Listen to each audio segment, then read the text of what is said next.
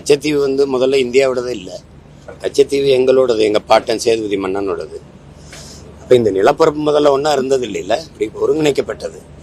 அதில் மன்னர் மானிய ஒழிப்பில் அம்மையார் இந்திரா காந்தி அவர்கள் எடுத்து அதை கொடுத்துட்டாங்க. அது காரணம் வந்து இங்கே பாகிஸ்தான், சீனா அந்த பக்கத்தில் ஆதிக்கம் செலுத்தக்கூடாதுன்னு தெற்காசிய பிராந்தியத்தில் இலங்கையை தன் கட்டுப்பாட்டில் வச்சுக்கணுன்ட்டு எங்களுடைய நிலப்பரப்பை லஞ்சமாக கொடுத்தது தான்.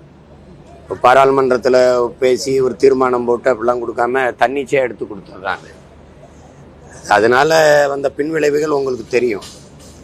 ஒரு ஒப்பந்தத்தில் 99 ஆண்டுக்கு அப்படி லீஸுக்கு மாதிரி கொடுத்தது அது உங்களுக்கு தெரியும். இப்போ அது யாரும் பேச முடியல. அவர் ஒன்றும் தெரியாமல், வரலாறு தெரியாமல் பேசிட்டுக்கிறாரு. அவங்க இதுன்னு இந்தியா வந்து இதில் நாட்டின் பிரதம அமைச்சர் கூட அந்த அரசியலுக்காக பயன்படுத்திக்கிறாங்க. நீங்க எதுக்கு பேசுறீங்க? இப்போ மனச்சான்றோட பேசணும்ல. இலங்கைக்காரன் நீ ஒண்ணுதான், அது இந்தியா உனக்கு கொடுத்தது, அதை இப்போ திருப்பி எடுக்கிற உரிமை எங்களுக்கு இருக்கு. அது நாட்டின் பிரதம அமைச்சர் கூட பேசுனாங்க அந்த நேரத்தில், கச்சத்தீவை திருப்பி எடுக்கணும்ட்டு. அப்புறம் அதை விட்டுட்டாங்க. பாராளுமன்ற தேர்தல் அப்போ அந்த பிரச்சனை வந்ததில்லை, விட்டுட்டாங்க.